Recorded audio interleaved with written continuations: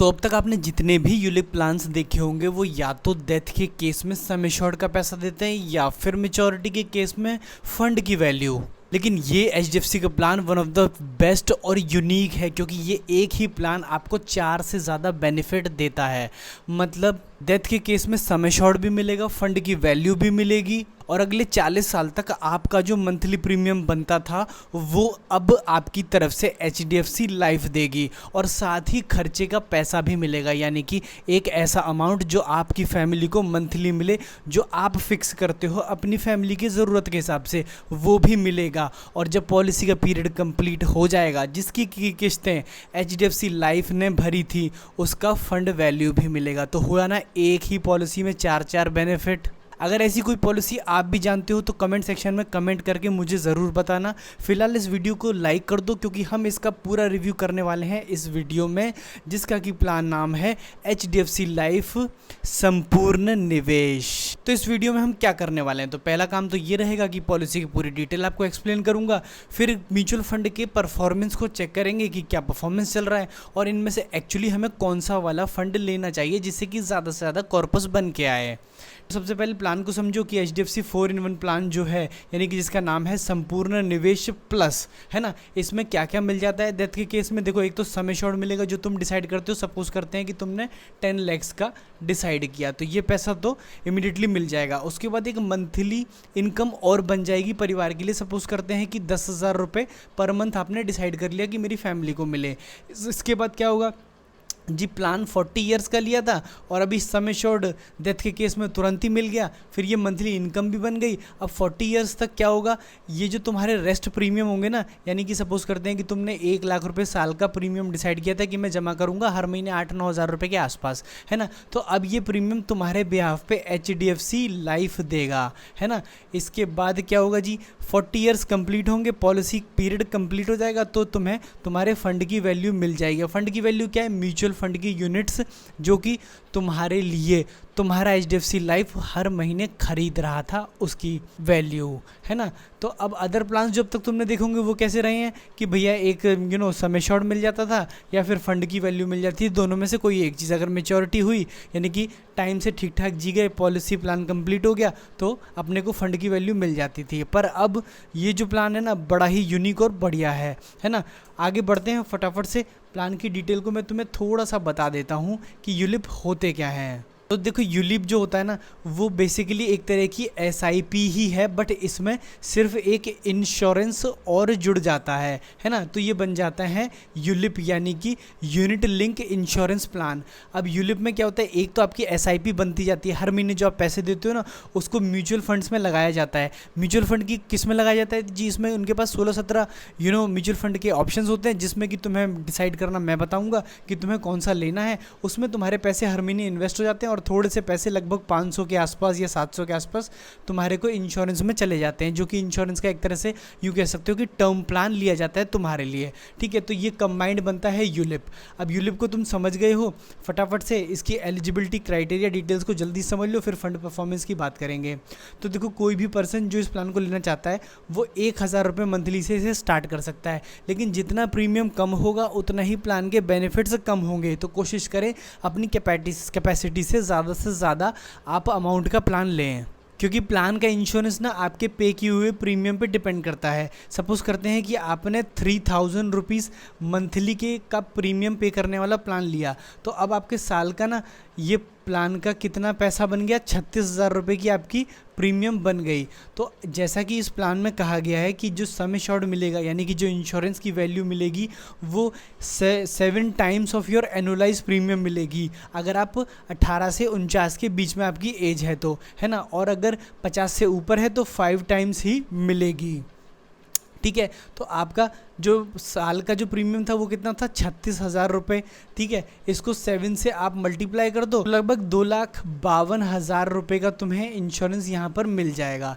ठीक है। अब तुम ये कहोगे कि ये तो वाकई में काफ़ी कम है, तो देखो तुम दूसरे प्लान्स में इन्वेस्ट ना करके एक कंबाइंड इसी प्लान को कंसीडर अगर कर लो तो इसमें तुम ज़्यादा से ज़्यादा अमाउंट इन्वेस्ट कर सकते हो। लगभग अगर तुम साल का 1 लाख रुपये तक का प्रीमियम अफोर्ड कर लो तो तुम्हारे इंश्योरेंस की वैल्यू ना 10 लाख रुपये हो जाएगी, है ना। ना। और 10 लाख रुपए मुझे लगता है कि एक अच्छा अमाउंट होता है ना। और इसी का लगभग 1% अगर तुम डिसाइड कर लोगे कि तुम्हारी फैमिली इनकम हो जाए तो लगभग 10,000 रुपये हर महीने तुमको आता रहेगा, यानी कि तुम्हारी फैमिली को आता रहेगा, जो कि अनसर्टेनिटी के केस में है।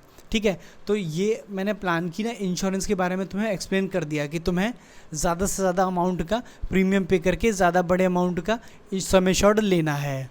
अब ये प्लान ना तुम अपने ज़रूरत के अकॉर्डिंग फिक्स कर सकते हो कि तुम 10 साल से लेकर के 35 साल तक इस प्लान को ले सकते हो। अगर प्रीमियम पेमेंट टर्म की बात करें तो चाहो तो सिंगल प्रीमियम दे सकते हो, लिमिटेड कुछ प्रीमियम्स में दे सकते हो, या फिर रेगुलर, यानी कि जब तक ये प्लान चलेगा तब तक भी प्रीमियम पे कर सकते हैं अपन। और मेरे हिसाब से रेगुलर प्रीमियम लेना ही बेस्ट रहेगा। तो आपने पॉलिसी टर्म और प्रीमियम टर्म दोनों ही देख लिए। अब फटाफट से कुछ बेनिफिट्स के बारे में बात कर सकते हैं।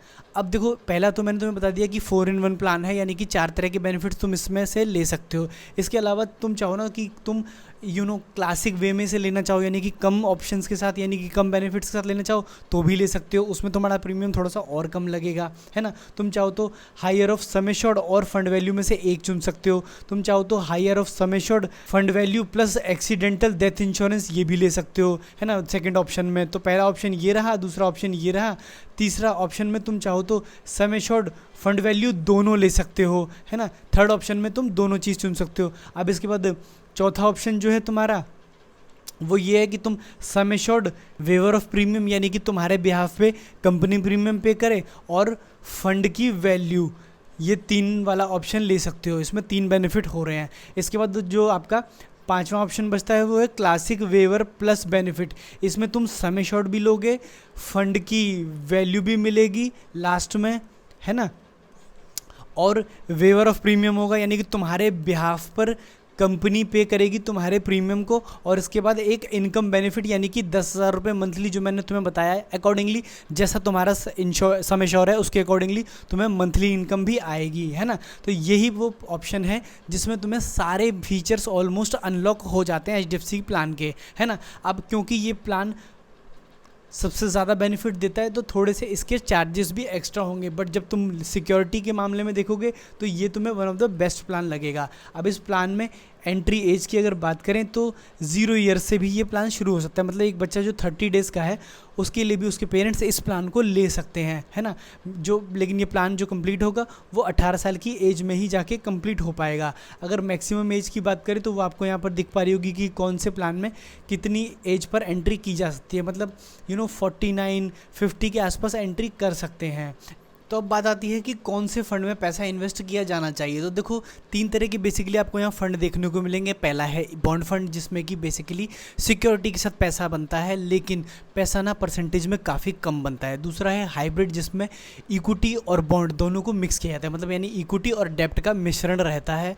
थोड़ा पैसा सिक्योर रहेगा और बाकी मार्केट के थ्रू म्यूचुअल फंड्स इक्विटी में पैसा लगा के आपके लिए रिटर्न बनाएगा। तीसरा रहेगा प्योरली इक्विटी, जहाँ पर कंप्लीटली हाई रिटर्न रहेगा लेकिन हाई रिस्क भी रहेगा। तो ना इसके जो फंड ऑप्शन है वो आप पढ़ सकते हो, इक्विटी प्लस। इसमें बेसिकली आप देखोगे कि 80 से 100% तक पैसा जो है वो इक्विटी में लगाया जा रहा है। इसके बाद है diversified equity fund, blue chip fund. अब ये जो भी आप करंटली अपनी स्क्रीन पर देख पा रहे हो वो सारे इक्विटी के फंड हैं, यानी कि शेयर मार्केट में पैसा लगाएंगे शेयर्स में। इसके बाद आता है बैलेंस फंड, जो कि बॉन्ड और इक्विटी का मिश्रण रहेगा। बॉन्ड फंड इसके बाद आ गया, जो कि कम्प्लीटली बॉन्ड्स में पैसा लगाएगा, डेब्ट में पैसा लगाएगा।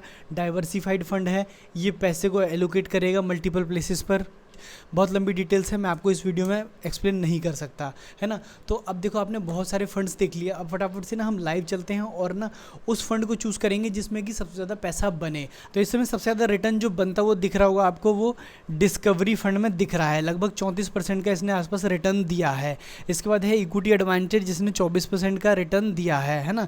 और मिड कैप मोमेंटम फंड जो है वो नया है, तो अभी इसका परसेंटेज निकल कर नहीं आया है। इसके बाद अगर इक्विटी प्लस फंड की बात करें तो उसने लगभग 21% का रिटर्न दिया, डाइवर्सिफाइड ने भी 21% का। और ब्लू चिप जो है वो क्योंकि प्रीमियम स्टॉक्स में पैसा लगाता है तो ऑब्वियसली प्रीमियम स्टॉक्स थोड़े से स्लो बढ़ते हैं, तो परसेंटेज भी आपको यहाँ पर सिर्फ 20 की दिख रही है। 2066 इसका करंट आपको CAGR यानी कि कंपाउंड एनुअल ग्रोथ रेट दिख रहा है। तो इस वीडियो के एंड में तुम्हें पता चलेगा कि तुम कैसे 7 करोड़ 99 लाख रुपए इस प्लान से बना सकते हो अगर तुम 8,500 रुपये महीने की इंस्टॉलमेंट हर महीने दे सकते हो। तो अब जल्दी से देखते हैं कि इस प्लान से अपन कितने पैसे बना सकते हैं। तो देखो 7 करोड़ 99 लाख रुपए आ रहा है यहाँ पर, 30 ईयर्स में बन जाएंगे, 35 ईयर्स में लगभग। ठीक है, अब इसकी कैलकुलेशन क्या है? तो देखो अगर सपोज करते हैं कि तुम 8,500 रुपये हर महीने की किस्तें देने को तैयार हो, जो कि साल का 1 लाख रुपये होता है, तो डेथ के केस में क्या बनेगा? तो देखो सम एश्योर्ड मिल जाएगा इमीडिएटली फैमिली को कितना, 7 लाख रुपए। ठीक है, सपोज करते हैं कि एक पर्सन है जिसने 35 साल का प्लान लिया है और वो 5 साल में चल बसता है ना। तो अब 7 लाख रुपए तो उसकी फैमिली को इमीडिएटली मिल जाता है। फिर एक 1% सम एश्योर्ड की उसको मंथली इनकम बांध दी जाती है HDFC की तरफ से। कितना होता है? साल का 84,000 रुपये, जो अगले 30 साल तक मिलने वाला है ना। लगभग 25 लाख रुपए फैमिली को इस अमाउंट के भी मिल जाएंगे। ठीक है, अब इसके बाद आता है rest of the premium will be paid by the HDFC bank, है ना। तो ये 1 लाख रुपए का जो प्रीमियम तुम हर महीने दे रहे थे और 5 साल के बाद मान लो जो भी पर्सन दे रहा था वो चल बसता है, तो अगले 30 साल तक कौन देगा? बैंक देगा। तो बैंक तुम्हारे बिहाफ पर या उस पर्सन के बिहाफ पे 30 लाख रुपए जमा करेगा। किस में? प्लान में। और उस प्लान की जो वैल्यू बन के आएगी वो कितने 30 साल बाद कितनी होगी जी? फंड की वैल्यू होगी 7 करोड़ 99 लाख रुपए। तुम कहोगे ये तो बहुत ज़्यादा तुमने बता दिया, इतना कैसे होगा? तो ऐसे होगा कि सपोज़ करते हैं कि तुमने 8,500 रुपये का प्रीमियम मंथली दिया। ठीक है, इसमें से उन्होंने तुम्हारे 1,500 रुपये डिडक्ट कर लिए, किस चीज़ के? इंश्योरेंस के। और 7,000 रुपये की तुम्हें हर महीने क्या मंथली म्यूचुअल फंड खरीद के दे दिए। अब इस मंथली म्यूचुअल फंड जो तुम्हारे लिए खरीदे जा रहे हैं यूनिट्स, उसका अगर तुम अभी करंटली प्राइस जो मैंने तुम्हें दिखाया था, यानी कि तुम्हें CAGR यानी कंपाउंड एनुअल ग्रोथ रेट दिखाई थी, वो 25% के आसपास थी। लेकिन मैं लीस्ट केस में 15% भी अगर एनम लेके चलता हूँ तो वो 35 साल में कितनी बन जाएगी? तो देखो तुम्हें यहाँ दिख पा रहा होगा एक्चुअल अमाउंट ये है 7,99,03,000 रुपये, है ना। हालांकि किसी भी अमाउंट की कोई गारंटी नहीं है, हम ये एक्सपेक्टेशन लगा रहे हैं कि 15 साल में या 35 साल में ये पैसा कितना बन जाएगा अगर एक मिनिमम रेट से भी कैलकुलेट किया जाए। तो ये प्लान कैसा लगा हमें कमेंट सेक्शन में ज़रूर बताएं। वीडियो पसंद आया हो तो इसे लाइक कर दें और चैनल को सब्सक्राइब कर लें। तब तक के लिए थैंक यू सो मच।